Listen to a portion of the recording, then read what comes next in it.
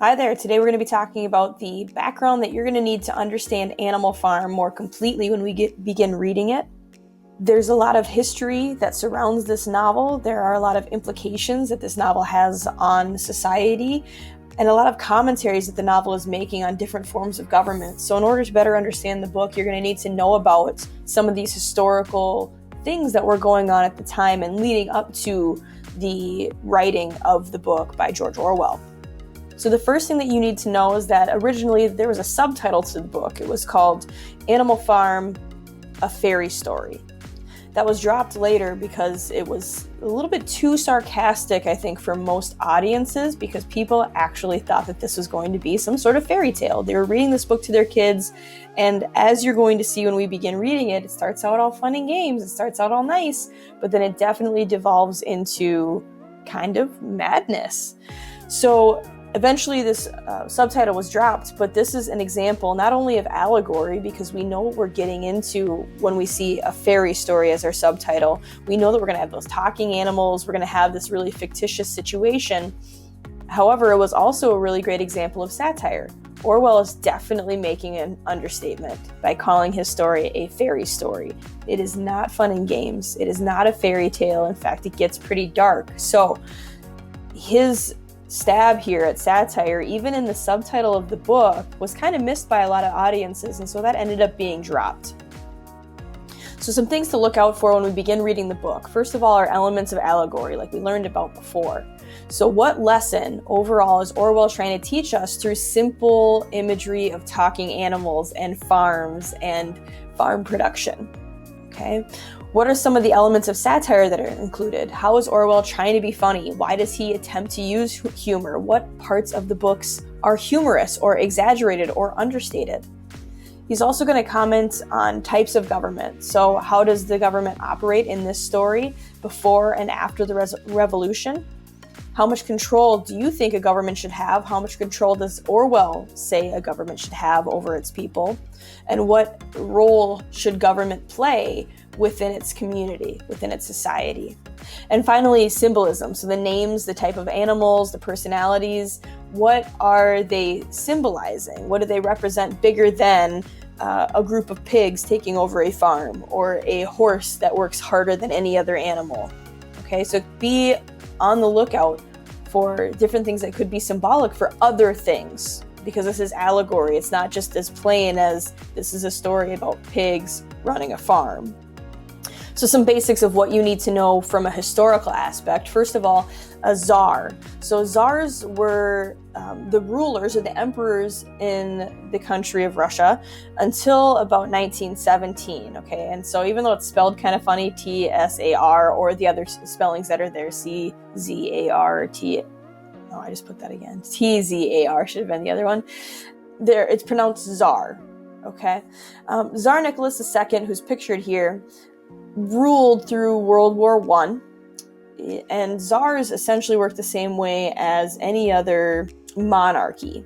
Okay, czars were not elected, but they were given the position based on the nobility of their birth. So he was the ruler or the emperor of Russia until the Bolshevik Revolution of 1917. At this point, people were rioting, they were uproaring, they were revolting against Tsar Nicholas because they didn't feel like he was an effective leader through World War I. They kind of got their butts kicked in World War I. He wasn't a very strong personality, and he wasn't very militarily minded. So with that in mind, the rich maintained wealth and the poor kept getting poorer around the time of World War I in Russia. So there was a group of people who decided that there needed to be a change in how Russia was run and operated, and they were looking for a change in government. They wanted to employ a new form of government rather than just the typical monarchy. This also led to the infamous execution of Tsar Nicholas and his family, the Romanovs, because it was deemed that their crimes against Russia were serious enough that when the Soviets took over, they felt that the family needed to be executed for those crimes. The entirety of Tsar Nicholas's family were executed, including himself. And the remains of Anastasia, his daughter, were never found. So people for a long time believed that she might still be alive, that she might have escaped and had been living in hiding for a number of years after that. So there was a lot of conspiracy theories surrounding this. This was a very tumultuous time in Russian history. So the change in government led to Soviet-era Russia, which you might be familiar with. What you see here is the sickle and hammer and the red and yellow star here. That was their logo. This was what was on the flags. And so communism and socialism rose to the top. Now those two are different types of government slightly, and we'll talk in just a minute about those two differences. But within those two different types of government, they share a lot of similarities. And so there are basically different shades of communism and socialism that were being experimented with in Russia at the time. So there was Marxism, which were the foundational, fundamental beliefs that everything else is built off of. That's why it gets its own little bullet point here. And then there was Leninism, Stalinism, and Trotskyism, based on the other men who tried to seek control and power over the country at the time. So the fundamental ideals of communism are that the working class basically owns everything. So there's an elimination of social classes in favor of equality. They didn't want super rich and super poor. They wanted everybody to be in some sort of middle ground. And so to do so, they distributed the wealth of the country among everyone. So basically what would happen is everybody would own the equal amount, no matter how much work that everybody puts in. So the government decides who gets what resources based on their needs. So there's a lot of government oversight in this system, and working harder in this system doesn't necessarily lead to getting more. So as you can see, while it's well-intentioned and it's idealistic in its foundational beliefs, the motivation for people to work harder wasn't necessarily there, which led to great poverty across the entire country. Socialism is similar but different in that workers earn wages instead of resources and goods. So you still earn money in socialism. However, the government maintains control over all of the businesses, the factories, private properties, banks, everything. And they divvy out money based on your needs. So it's similar but different. Essentially, we can point to communism as being the foundation of Russia once Tsar Nicholas was overthrown. So the Soviets were, generally speaking, communists. There are elements of socialism that still exist in the world today all over. Some of the more popular and more successful elements of socialism are the universal healthcare system in the UK, the welfare system in America. Now, both of those things have their benefits and their downfalls, but those are both things that exist today that are rooted in socialism. America, or the US, even though it has that element of socialism in it, we're generally a very capitalistic country. Okay, so the harder that you work, or the more work that you put in, generally speaking, the more money, the more wealth that you're going to acquire. Even though there are benefits to that, there are also downfalls to that, in that there is a divide between the rich and the poor, which was what communism sought to eliminate. So with all of these things in mind, the different types of government in mind, pay attention to the changes in how the farm is governed in our story. So what new rules are applied, what are the goals of the new government and the new society, and who is in positions of leadership, who holds the power in the new government that is created, in the new rule of the farm. So what does this mean for us? What sorts of implications now does this have on us? Now that you understand a little bit of the background, the historical context of the book, we want to take a look at form, authorial intent, and symbolism, first of all. So here's our objectives. Overall, we want to take a look at Orwell and why he chose to write the story as an allegorical satire.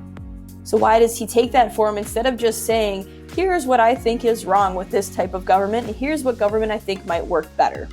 Okay, at the time that Orwell tried to publish this, people did not want to publish it for him and sell it. This is because European leaders admired and were fascinated by the experiment with socialism and communism. They were watching Russia to see how it would work. And Orwell himself said that the leaders of the time wanted to believe that somewhere a really socialist country does actually exist. Okay, so they had a hard time then publishing his criticism of it because they thought that, hey, maybe this might pan out eventually. Also, I think it's worth noting that they were allies with Russia in World War II. The other thing we want to pay attention to outside of authorial intent and symbolism is theme. the universal message of the story. Now, these two things can go hand in hand, right? The form that the story takes is supposed to help us understand the universal message that Orwell is trying to accomplish. Okay, so while we're looking at these questions for form, how does Orwell accomplish his goals through his style?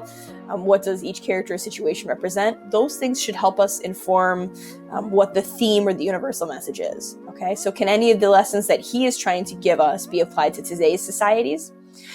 Is there any type of government that is perfect, that would work better or the best? Is it ours? Is there another one? Is it a blend of different types of government that currently exist or have existed? And then can someone in power have that power without being corrupted by it? And so we're going to bring in some of those transcendentalist beliefs that we talked about last semester. So does power corrupt, or can you have power and still stay good? Okay, so we're going to talk about these themes, and we're going to talk about the form a lot. Okay, so we're going to go beyond just your basic understanding of what happens in the story to interpreting the story and analyzing the story. So we're going to try and take your critical thinking skills to the next level with this one.